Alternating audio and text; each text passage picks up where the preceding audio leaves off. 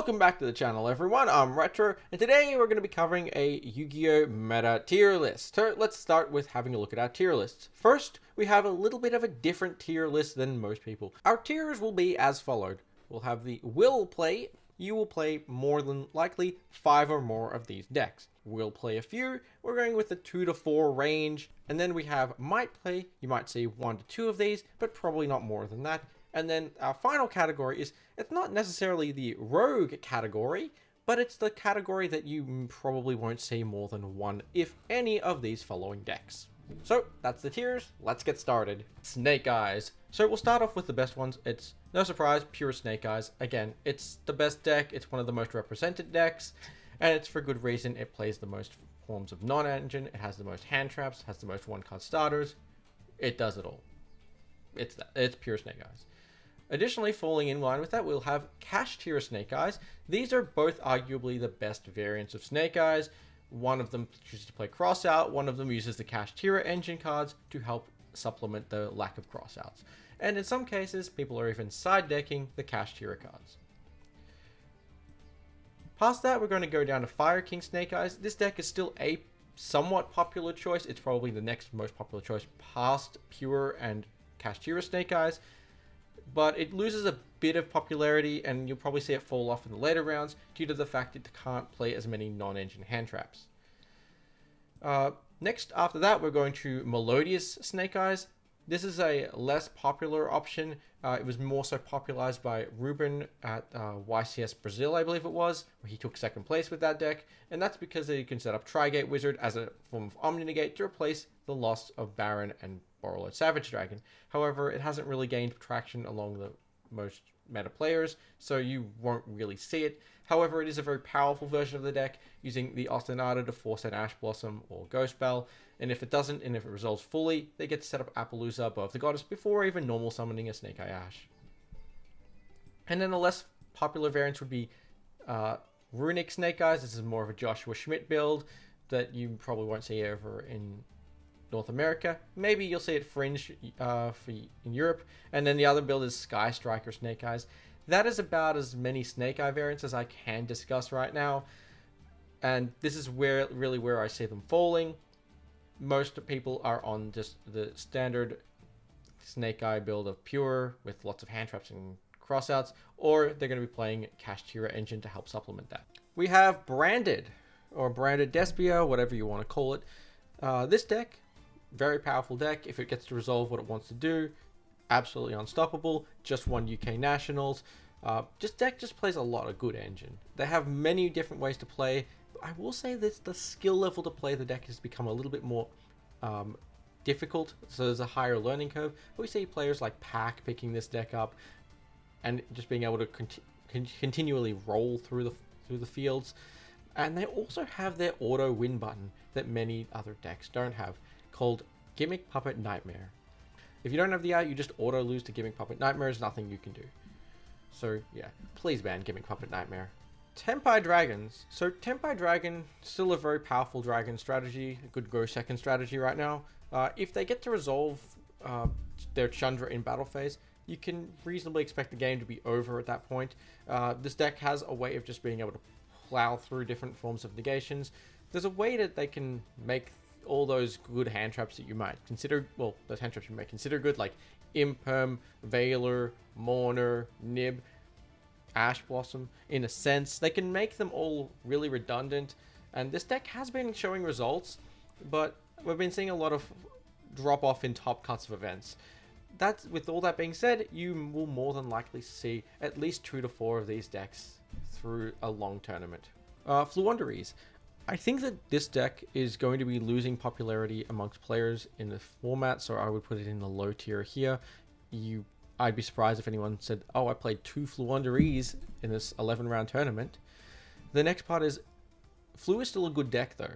It can play Shifter, it can play Harpy's Featherstorm, it can play all those ignorant board breaker degenerate cards. Flu has one key problem. Post-Terminal Revenge, we have confirmed the new release of a certain card in there that really just makes a strategy of a deck that is a perfect counter to Fluonderies a lot more popular. So for that reason, While I still think Flu is a decent deck, its engine trades really well into all the fire decks. There's something else that'll probably keep Flu down and make it lose popularity or make it a really bad choice for some of these upcoming events. So next up we have Centurion. Centurion is a deck that I would say belongs in the one if any category. Again, it shouldn't be a deck that you reasonably see a lot of. A long tournament, it's very unlikely you see one or even two Centurions. But this deck is very dangerous, and that is because of the King Calamities luck. However, the issue with this deck is if you hand trap it enough, it won't be able to end on the full board, so it can be very fragile into multiple forms of disruption. And then going second into like established boards, this deck is terrible, right? So it's all about, do they win the dice roll and can they Calamities lock you? If they can, you're probably going to lose. However, it shouldn't be a deck you really consider, as it's not a really popular deck amongst the meta. Pure Kashtira. This is the first one I'm going to say you might play 1 to 2 matches of this. It's a very powerful deck.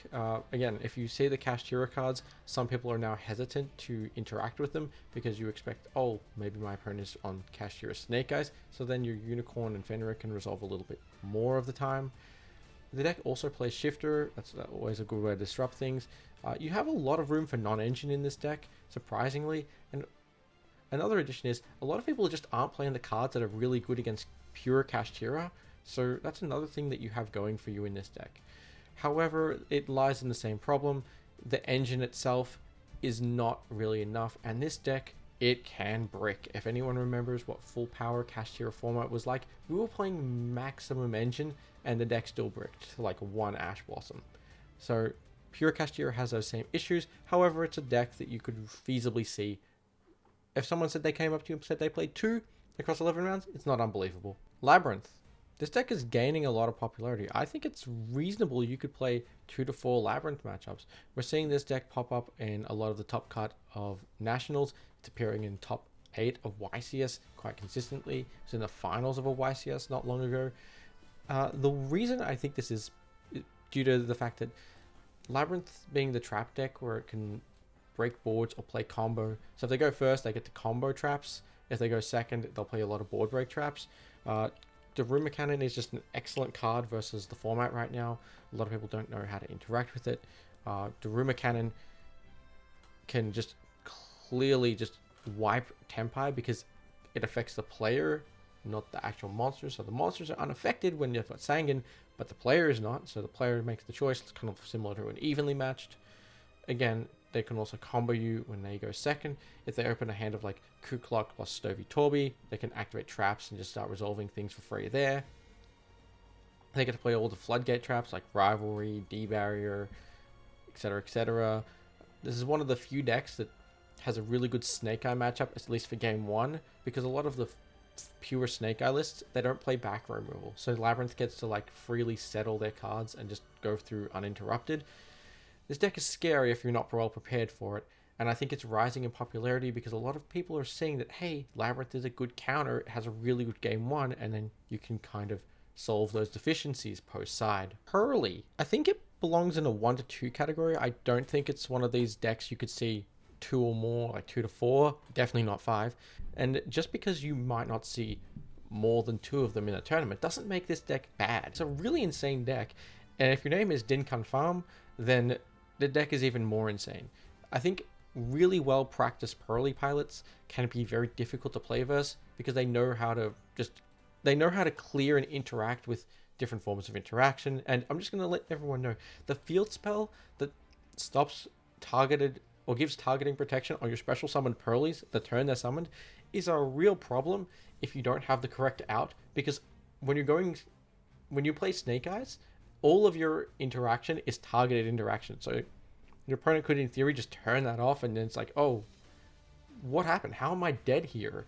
And the second Delicious Memory just makes OTKing through interruption so much easier. And then they've got that big unaffected Black Noir, or whatever it's called, Early Noir, with 5 materials, and then they're going to draw a bunch of cards. So that's just, it's really frustrating to have to deal with Pearly, especially really good pilots. Rescue Ace or Sinful Spoils Rescue Ace, whichever way you want to play it. Definitely 1 if any. The problem with this deck is, while it still plays a very powerful engine, and if you get to set up full engine going first in game 1, you have essentially a full Snake Eyes board with 4 back row that also interrupts and interacts. The biggest issue with this deck is the engine is so large, they don't really have room for non-engine, so it's really dice roll aligned, and you're not going to win every dice roll, and even the ones that you do, there's a lot of hand traps in the format, so it really just isn't possible to say, yeah, you're going to play like 3 plus rescue ace players, because again, while they still have to resolve turbulence. If you can stop them from resolving turbulence, they're playing like a worse version of Snake Eyes.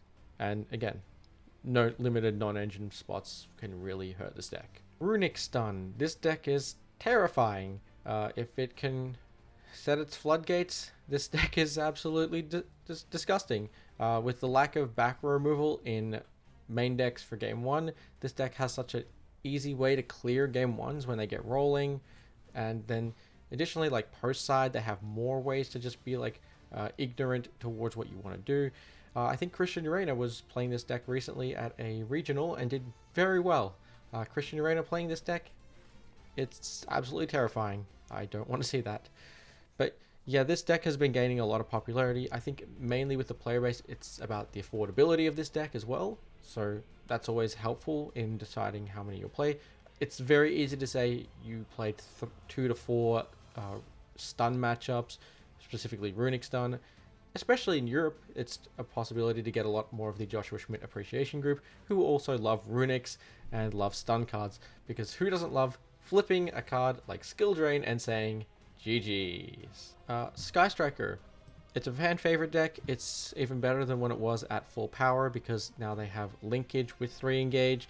But again, the same problem is this deck it has the same issue. The engine, it's not powerful enough to win games versus modern era decks. That's really what it comes down to, and they have to play so many spells and board breakers, and there is a point of redundancy where you just can't push through with spells and board breakers, because you need to have something to then go into. And Sky Striker, like, just drawing into more copies of Engage and Widow Anchor, there is a point of no return where it's not enough. Tearlaments, I think it's in the same position really, where it has to play so much engine, they don't really have enough room for non-engine, and thus is the problem of these decks, as well as D-Barrier being in the format in a lot of these top decks. It's just a big issue for Tearlaments, although when they get rolling they can be unstoppable, but the restrictions are heavy. Thunder Dragon, the issue with Thunder Dragons right now is that, again, another good old 2018 TOS format deck. It's just stopping searching in this format is not really enough. Like, there's a reason we've seen a drastic decline and drop off in Droll and Lockbird, and that's really to the point of no one needs to search a bunch of cards anymore. Everyone special summons from deck, and while Flamebird is the thing, they can just reset this to the back row and then it's redundant. You've turned it off. Pure Unchained, you won't see this deck at all. It'll all be like the crossed versions of these decks with other cards. It's just basically, the reason is one Shavara. Shavara was the most important card to this deck. It was good when Shavara got released in Duelist Nexus, and it's been bad ever since when Shavara got limited on the list. You won't see this at all. In fact, you probably won't see. I don't even know if there will be much representation for it. Lightsworn has a lot of the similar issues that Pure Tearlaments does, where it has to play such a large engine, and then it can't play any non-engine disruption. So the deck is really good going first if it can set up, but again, not being able to play all that non-engine. And then also just, I think the best thing that Lightsworn can do isn't really comparative to what the best thing some of the other top decks can do. That's really where it lies. Post Terminal Revenge support, we're going to go with Pure Yubel and Yubel Unchained. These decks are effectively the same thing, although the Unchained variant of this deck does play Shavara, and it does play other additional trap cards to help special from this deck. They use Unchained Soul of Rage. This deck just sets up a little bit more interruption. However, I don't know what to say about these decks, because at this point in time I'm just guessing. I think that it's reasonable to see 1 or 2 because of the release of Phantom of Yubel. This card makes the deck absurdly much better. It's just they're very powerful. Like, think about all the powerful disruptions Yubel has right now. Phantom makes this deck so much better. Additionally, Yubel is one of the few decks that I feel like that whenever I play against this deck, it just plays through all the hand traps that you have. Mourner doesn't really affect them because they want to destroy Yubel. Imperm is like so-so.